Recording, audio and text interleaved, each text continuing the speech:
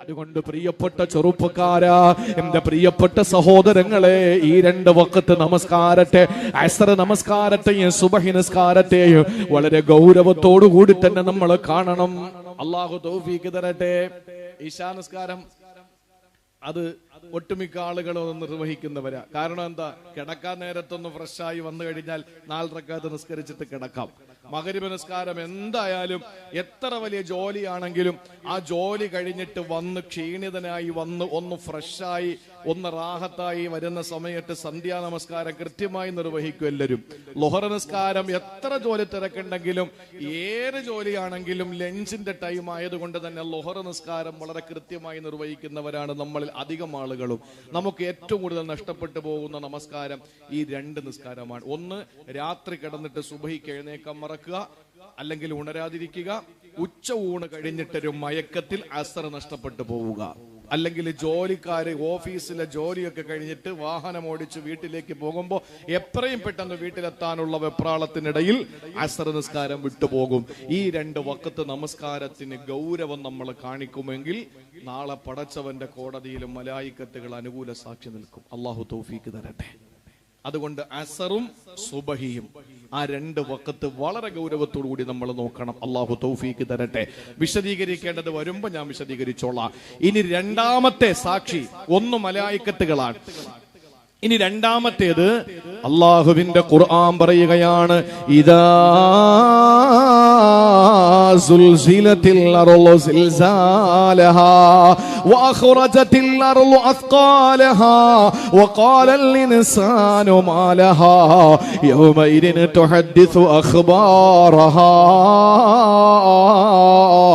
ബിഅന്ന റബ്ബക ഔഹാ ലഹാ. സഹോദരങ്ങളെ, അല്പം വിശദീകരിക്കേണ്ട വിഷയമാണ്. സൂറത്തു സൽസല എന്ന് പറയുന്ന അധ്യായം അറിയുമല്ലോ. ആ സൂറത്ത് നമുക്കറിയുന്നതാ, എല്ലാവർക്കും കാണാപ്പാഠമുള്ളതാ. 3ാം ക്ലാസ്സിൽ മദ്രസയിൽ പഠിക്കുന്ന മക്കൾക്ക് പോലും മനപ്പാഠമുള്ള സൂറയാണ്. മഗ്രിബിന്റെയും ഇശാഇന്റെയും നമസ്കാരങ്ങളിൽ ഒട്ടുമിക്ക ഇമാമിയങ്ങളും ഓതുന്ന സൂറയാണല്ലോ. ഇദാ സുൽസിലത്തിൽ അർളു സിൽസാലഹാ.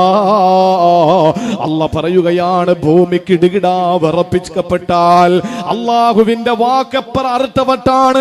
ഇദാ സുൽസിലത്തിൽ അർളു സിൽസാലഹാ. അള്ളാഹു പറയുന്ന അറബി പദത്തിൽ തന്നെ അതിന്റെ കിടുക്കമുണ്ട്, അതിന്റെ ആ ഒരു കുലുക്കമുണ്ട്.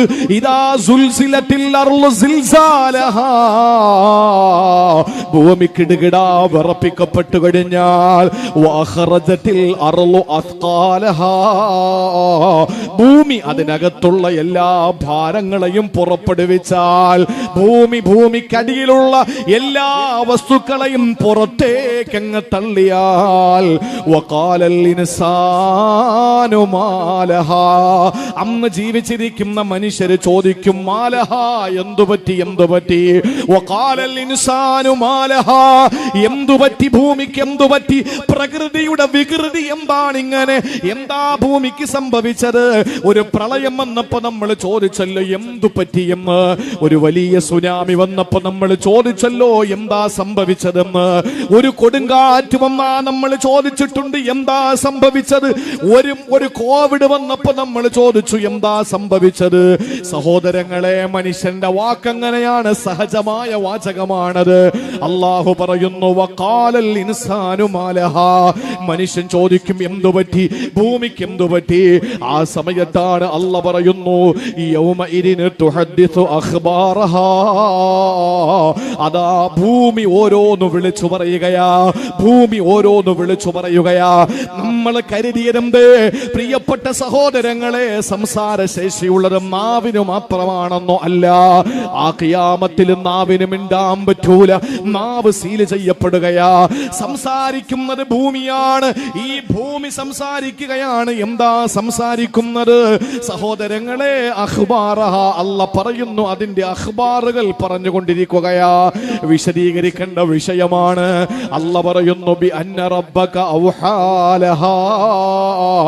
അത് ഭൂമിയുടെ കഴിവല്ല, അത് ഭൂമിയുടെ സാമർഥ്യമല്ല, അള്ളാഹു കൊടുത്ത പ്രത്യേകമായൊരു കഴിവാണ്. അള്ളാഹുവിന്റെ ദൂത്, അള്ളാഹുവിന്റെ സന്ദേശം, അള്ളാഹുവിന്റെ വഹയ് കൊണ്ടാണ് അതിങ്ങനെ പറയുന്നത്.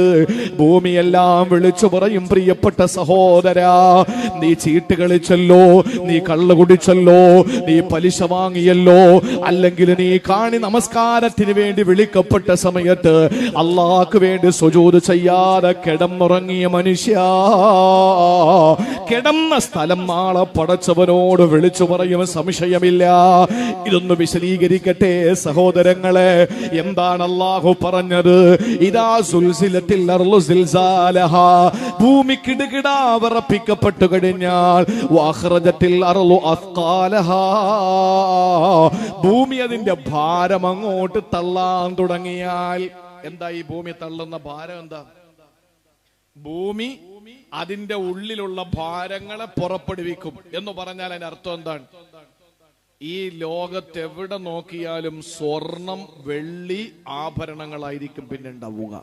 ഇതെന്റെ വാക്കല്ല, ഇതെന്റെ വാക്കല്ല. ആരംഭപ്പൂവായ ഹബീബ് സല്ലല്ലാഹു അലൈഹി വസല്ലമ തങ്ങൾ പറഞ്ഞ വാക്ക്.